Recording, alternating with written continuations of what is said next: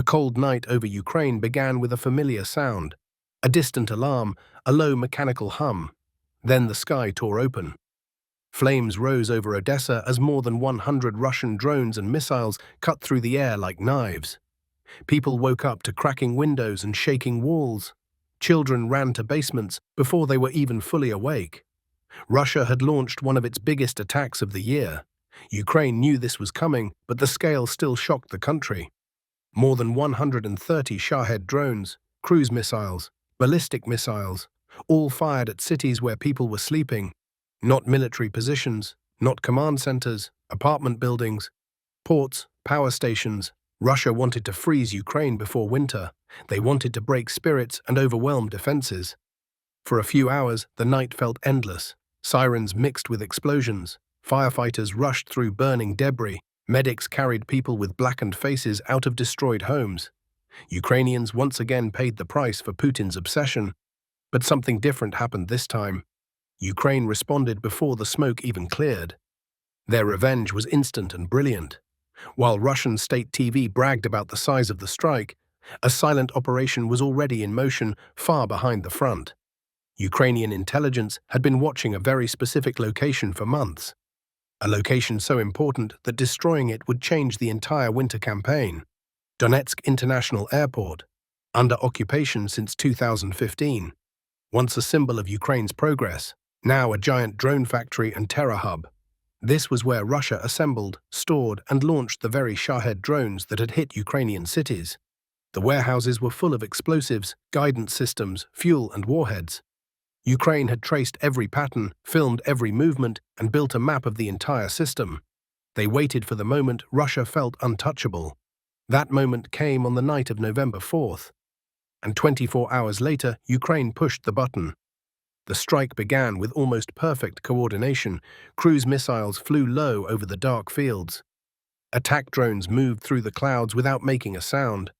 Artillery units fired from dozens of kilometers away. Every system hit the target at nearly the same moment.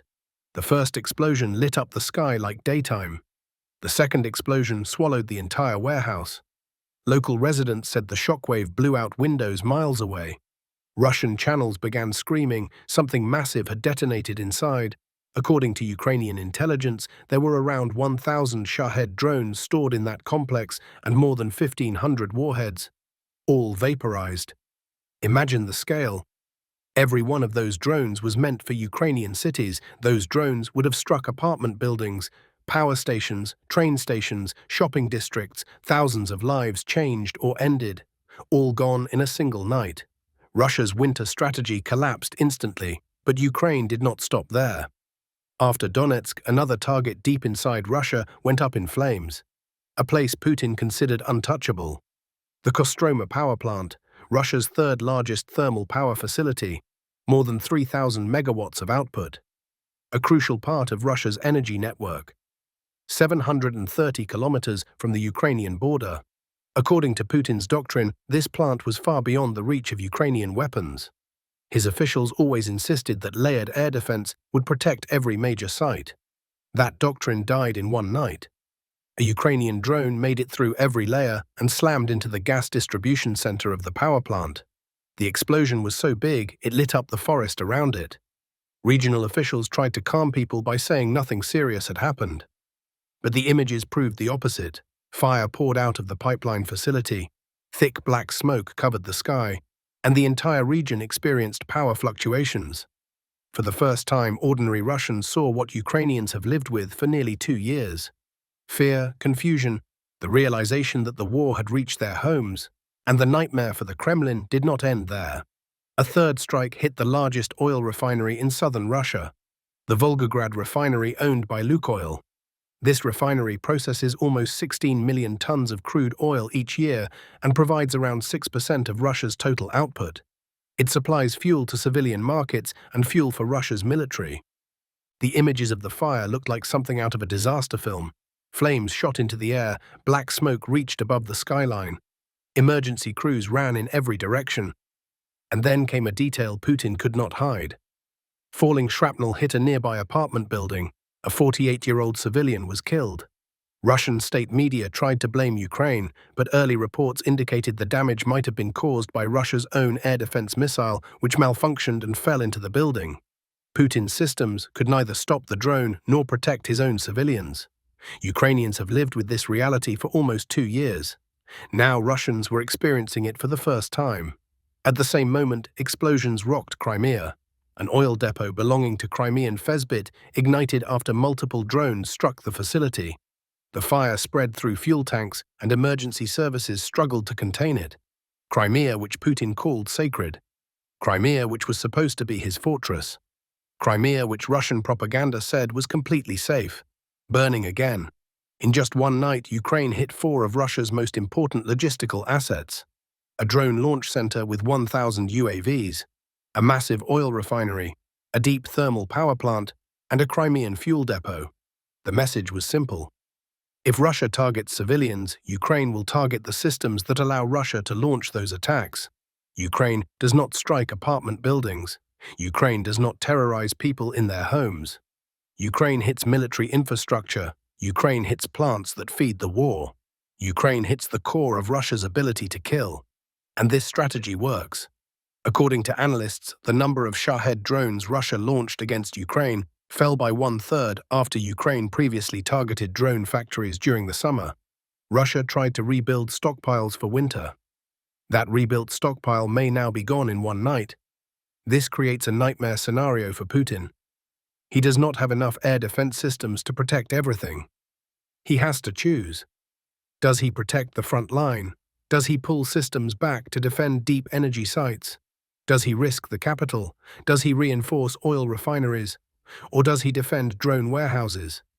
He cannot do all of it, and Ukraine knows this. Every time Ukraine forces Russia to move a system from the frontline soldiers on the ground become more vulnerable. Every time Ukraine forces Russia to spend millions defending fuel sites, that is money not spent on new tanks or artillery. Every time Ukraine destroys a logistic hub deep inside Russia, the entire supply chain collapses a little more. And while Ukraine strikes from the outside, something else is happening inside Russia. The Russian Freedom Legion and other resistance groups claimed responsibility for sabotaging multiple locomotives carrying ammunition. Videos showed flames rising from train yards. These operations slow the transport of shells and rockets to the front.